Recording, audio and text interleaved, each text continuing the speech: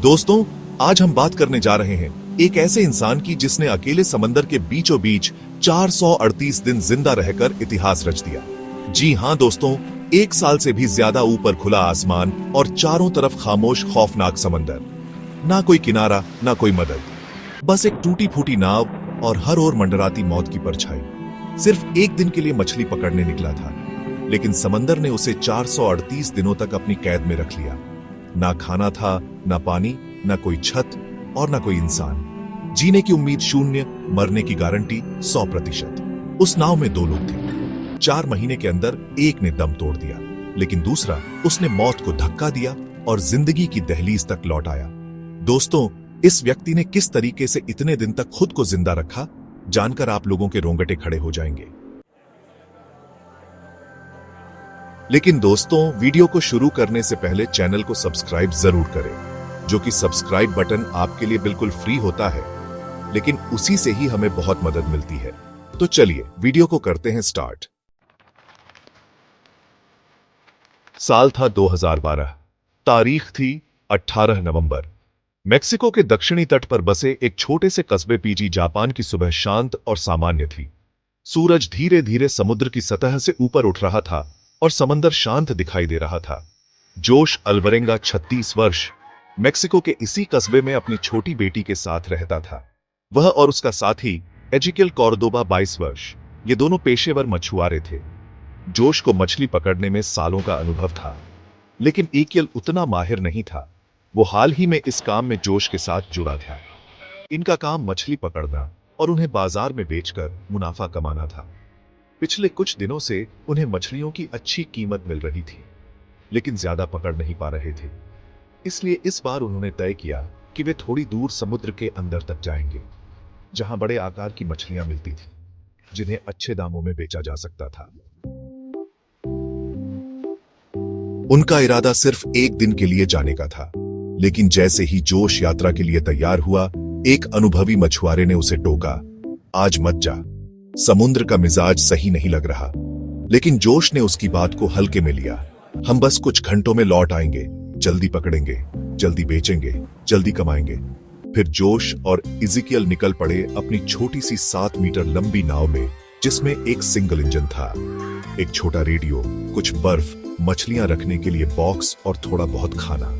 उनका लक्ष्य था समुद्र के भीतर लगभग 120 किलोमीटर की दूरी तक जाना। दोनों को अंदाजा नहीं था कि यह दूरी उन्हें 438 दिनों तक मौत और जिंदगी के बीच झूलने को मजबूर कर देगी।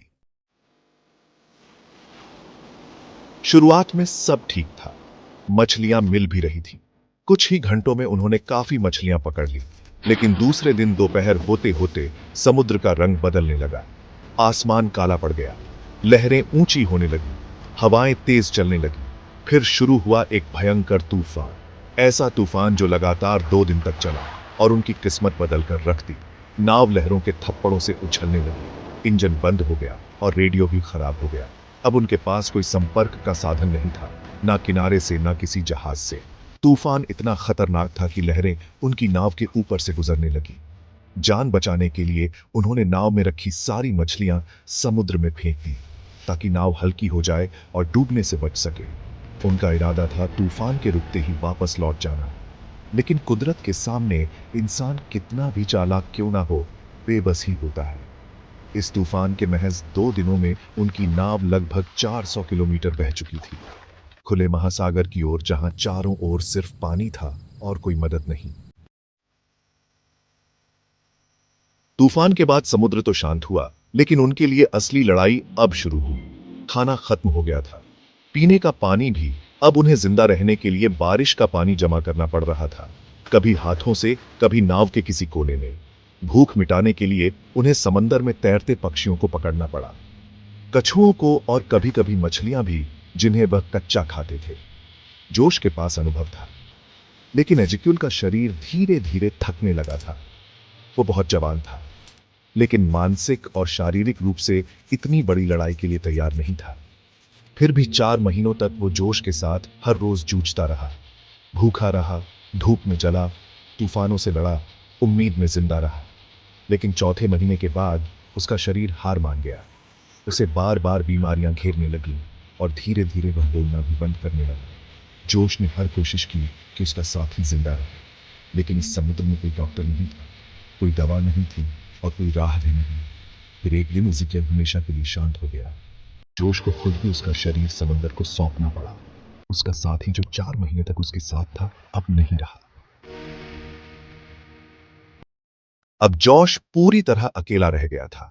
जोश नहीं जानता था कि उसके सामने अब और 9 महीने बाकी है, जहां ना कोई किनारा होगा, ना कोई रास्ता, ना कोई आवाज, सिर्फ एक नाव, लहरें, धूप और उसकी जिंदा रहने की जिद।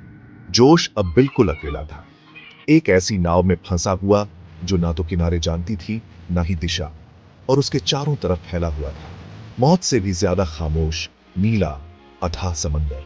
वो समंदर जो सिर्फ गहराई नहीं था, वह एक शिकारी था जो उसकी हर सांस पर निगाह रखे बैठा था। ना कोई आवाज, ना कोई इंसानी चेहरा, ना कोई उम्मीद, सिर्फ लहरें थी, ठंडी, बेरहम और उसे निगल जाने को बेताब। वक्त जैसे रुक गया था। हर दिन, हर पल जोश को यह एहसास कराता था कि यह जंग सिर्फ भूख और प्यास की नहीं है, यह जंग थी उसके अंदर छिपे इंसान के अस्तित्व की। समंदर उसका शरीर नहीं, उसकी आत्मा तक चूस लेना चाहता था। हर सुबह वह उठता तो लगता आज शायद आखिरी दिन है, और हर रात वो आसमान को देखकर सोचता क्या यह आखिरी रात है मेरी। लेकिन जब हर उम्मीद टूट रही थी, तब एक चीज उसे हर दिन जिंदा रखी थी, उसकी बेटी की हंसी, उसकी आंखें, उसकी मासूम आवाज। जब जोश की आत्मा थकने लगती थी, तब वह यादें उसे थाम लेती थी, उसे कहती थी, तू हार नहीं सकता, तुझे जीना है मेरे लिए। दिन की आग जैसी धूप में उसका बदन जलता और रात की हड्डियां जमा देने वाली हवा में उसकी रगें जमने लगती थी। खाने के नाम पर कुछ नहीं, पीने के लिए सिर्फ बदबूदार पानी और साथ में एक खामोशी जो पागल कर देने वाली थी। जोश कभी कभी खुद से बातें करता, खुद को जवाब देता, क्योंकि अब वह भूलने लगा था कि असली आवाज कैसी होती है। 6 महीने बीत चुके थे और फिर एक दिन दोपहर की तपती धूप में जब जोश की आंखें सूरज की चमक में जल रही थीं, तब उसे दूर क्षितिज पर एक विशालकाय जहाज दिखाई दिया। उसका दिल धड़कने लगा, जैसे उसमें फिर से जान आ गई हो। उसने अपने कपड़े हवा में लहराए, नाव को हिलाया, चीखा, चिल्लाया, जैसे पूरा समंदर उसकी आवाज से गूंजने लगा हो। लेकिन हकीकत उतनी ही बेरहम थी जितना यह समंदर। जहाज ने उसे देखा तक नहीं। उसकी छोटी सी नाव उस नीले सागर के महासंग्राम में एक धब्बे से ज्यादा कुछ नहीं थी। कुछ ही मिनटों में वो जहाज ओझल हो गया और साथ ही ओझल हो गई जोश की वो आखिरी उम्मीद। जोश अब एक टूटा हुआ इंसान था, ऐसा इंसान जो सवाल करता था, क्या मैं अब कभी किसी को देख पाऊंगा? वो आसमान की ओर देखता, पर वहां सिर्फ खामोशी थी, सिर्फ लहरों की बेरहम हंसी और एक अकेली रूह की सिसकियां।